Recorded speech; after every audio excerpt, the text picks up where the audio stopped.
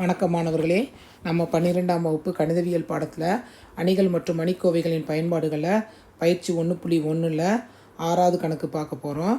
ஒரு அணி கொடுத்துருக்காங்க. அந்த அணி கொடுத்துட்டு A adjoint of A equal to adjoint of A into A equal to mod A I2 என்பதை சரிபார்க்க அப்படின்னு கொடுத்துருக்காங்க. நம்ம இதில் ஒவ்வொரு ஸ்டெப்பாக எழுதுகிறோம்.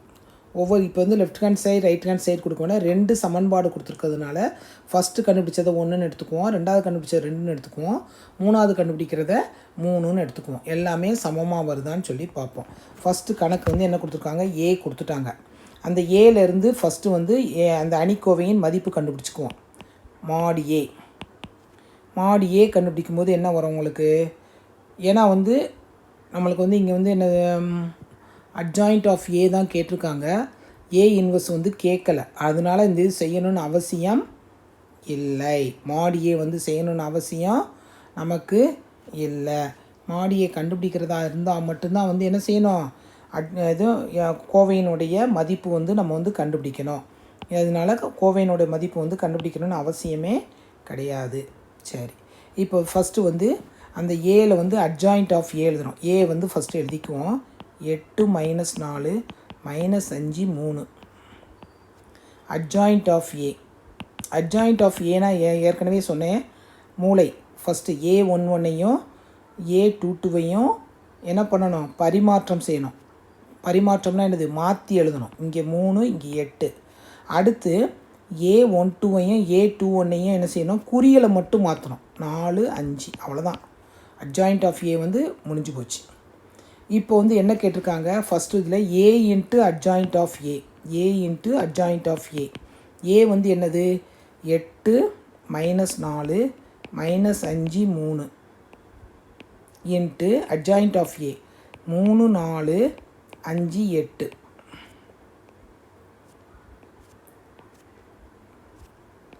இது ரெண்டையும் நம்ம பெருக்கணும். நம்ம ஏற்கனவே 10th படிச்சிருக்கோம். அணிகளை பெருக்கிறதுக்கு என்ன செய்வோன்னா, நிரலை நம்ம என்னது கோடு போட்டுக்குவோம். கோடு போட்டு என்ன செய்வோம், ஃபஸ்ட்டு 8 - 4 3 5 இப்படி எழுதிக்குவோம். அடுத்து 8 - 4 4 8.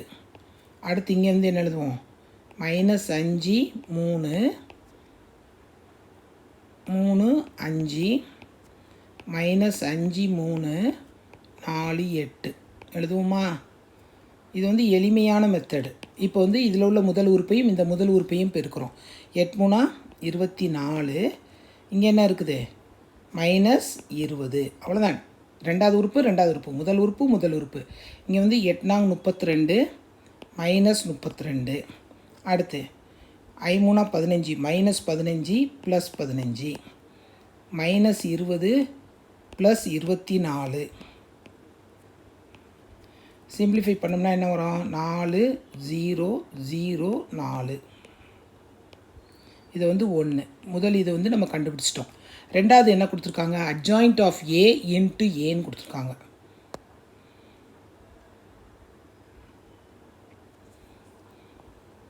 அட்ஜாயிண்ட் ஆஃப் ஏ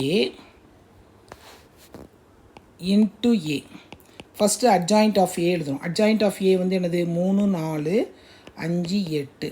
ஏ என்னது, 8 - 4 -5 3. இப்போ இந்த ரெண்டையும் நம்ம பெருக்க போகிறோம். இந்த ரெண்டையும் பெருக்க போகும்போது அதே தான். நம்ம என்ன செய்கிறோம், இப்படி கோடு போட்டுக்கிறோம். நிரலையும் கோடு போட்டுக்கிறோம். கோடு போட்டு எழுதுகிறோம். ஃபஸ்ட்டு என்ன எழுதுகிறோம், 3 4 8 - 5 3 4 -4 3 5 8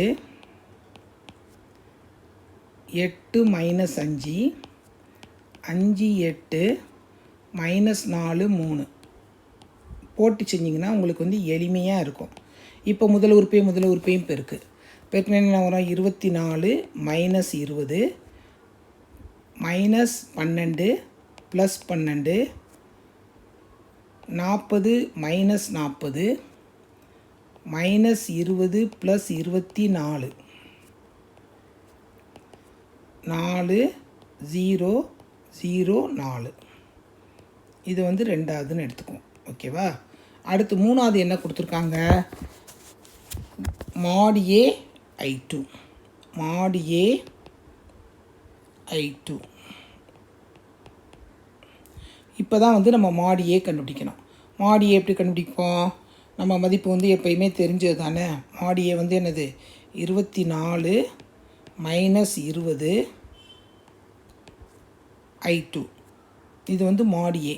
mod A உடைய மதிப்பு வந்து என்னது 24 minus 20 I2. That's equal to 4 into 1 0 0 1 போட்டேன்னா என்ன வரும், 4 0 4 0 4. மூணாவது எல்லாமே சமமாக இருக்குதா, எல்லாமே சமமாக இருக்குது. Therefore 1 equal to 2 equal to 3. Therefore A adjoint of A